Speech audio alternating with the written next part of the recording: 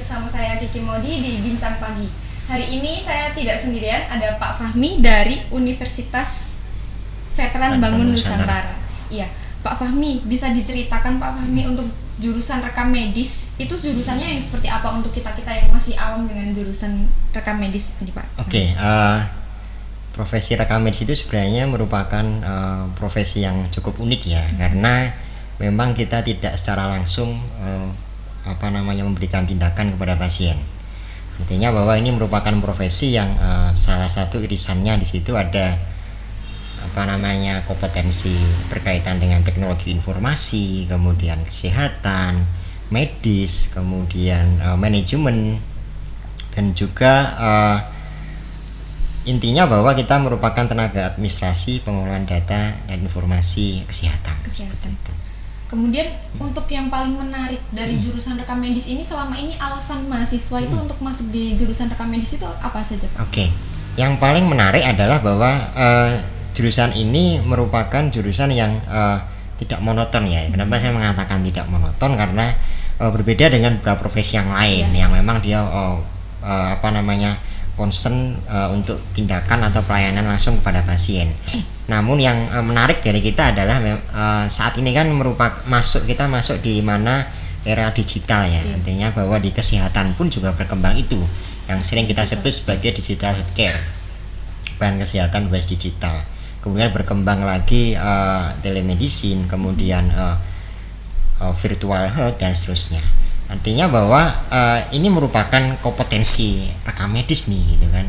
Kita memiliki keunggulan daripada profesi yang lain adalah bahwa mahasiswa-mahasiswa kami itu memang unggul di bidang teknologi informasi dan juga bidang kesehatan. Dan kesehatan tentunya. Kemudian juga medis ya, karena kita salah satu kompetensi kita adalah memang melakukan kodifikasi penyakit, diagnosis, dan aspek manajemen itu juga.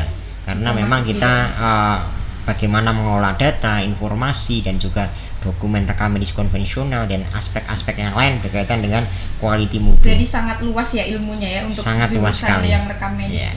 Kemudian untuk jenjang pendidikannya yang ada di Univet itu terbagi menjadi S1, D3 apa saja? Oke, sementara Univet kita masih memiliki jenjang D3 saja. Meskipun sebenarnya kalau di tingkat nasional itu kan ada D3, D4 dan S1. Sementara baru D3.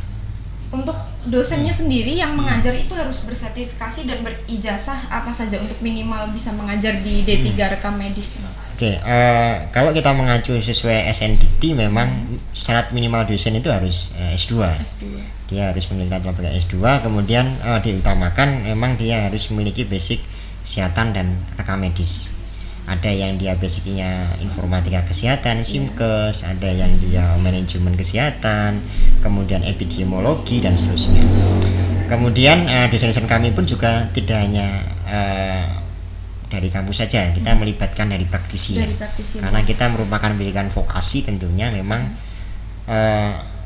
penting juga melibatkan tutor ataupun instruktur dari rumah sakit atau fasiankes yang lain. Oh iya, kalau untuk Univet sendiri ini bekerja sama atau asosiasinya itu dengan mana saja Pak untuk menunjang jurusan rekam medis ini? Oke, di kami itu kan memang ada asosiasi program studi rekam medis dan informasi kesehatan ya. Aptirmiki ya, itu asosiasi tingkat nasional, kemudian di tingkat Korwil provinsi pun juga ada. Artinya kita tetap bekerja sama dan berkoordinasi. Sejak pertama kali kita berdiri, kita sudah koordinasi dengan asosiasi, mulai dari misal pengembangan pembelajaran, kemudian kurikulum, informasi-informasi lain yang berkaitan dengan uji kompetensi dan seterusnya ya, kita terus bekerja sama dan berkoordinasi dengan asosiasi. Baik, untuk dari asosiasi yang sudah bergabung dengan Univet itu apakah mereka menyediakan fasilitas bagi para mahasiswa yang mengambil jurusan rekam medis ini?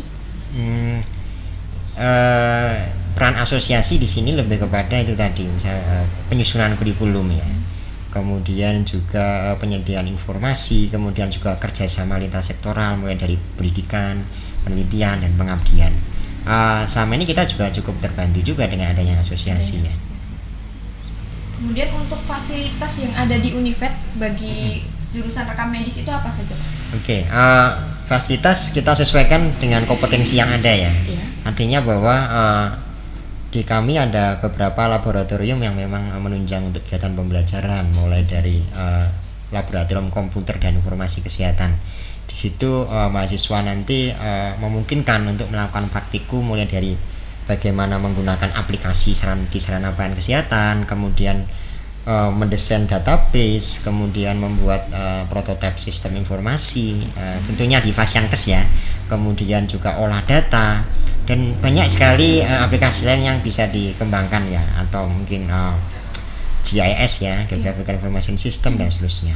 Kemudian ada juga lab rekam medis. Nah, di lab RM pun kita juga lengkap ya, mulai dari tempat pendaftaran rawat jalan, rawat inap, kemudian filing system, indexing, coding, filing, assembling dan seterusnya. Jadi semacam ya mungkin mini hospital sederhana ya.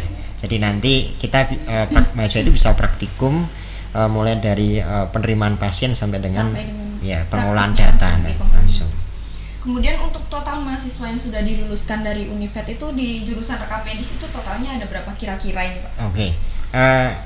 Kita kan memang baru ya, artinya ini menginjak tahun ketiga, dan sebenarnya ini tahun pertama kali kita akan meluluskan mahasiswa, dan semoga nanti tidak terlambat karena memang di masa-masa seperti ini agak sulit juga. Iya.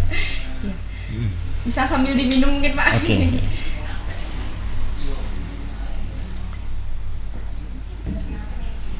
Kalau untuk alumninya sendiri nanti kalau misal sudah lulus ini kemungkinan peluang kerja di luar Jawa itu ada nggak, Pak, kalau misal untuk yang rekam medis ini? Oke. Peluang kerja RM saat ini masih sangat luas sekali. Artinya bahwa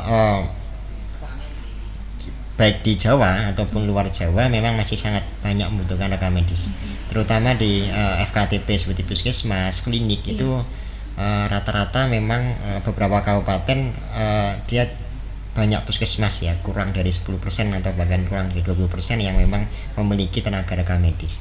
Rumah sakit pun sekarang membutuhkan cukup banyak ya, apalagi di era akreditasi sampai seperti saat ini.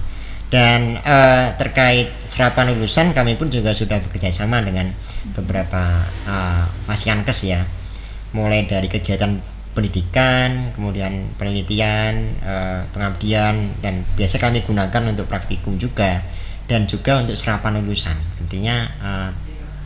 Nantinya mahasiswa kami insya Allah nggak khawatir lah kalau memang nanti dia sudah penyalurannya ya.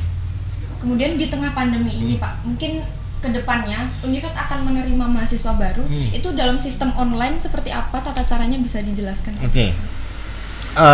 Saat ini memang sejak masa pandemi kemarin kita menerapkan kebijakannya adalah pendaftaran online semua. Yang mulai dari pendaftaran, kemudian pembayaran pun juga semua sudah virtual. Nah, nanti bisa prosedurnya itu nanti bisa langsung buka saja websitenya ya, Univet Bantara, atau juga websitenya program studi itu juga ada. Untuk websitenya apa? Websitenya kalau univetbantara.ac.id. Kemudian kalau prodi ada prinkes.fkm.univetbantara.ac.id. Baik, sudah cukup jelas perbincangan kita di pagi hari ini bersama Pak Fahmi dari Universitas Veteran Bangun Nusantara. Terima kasih untuk pemirsa yang sudah menyaksikan. Wassalamualaikum warahmatullahi wabarakatuh.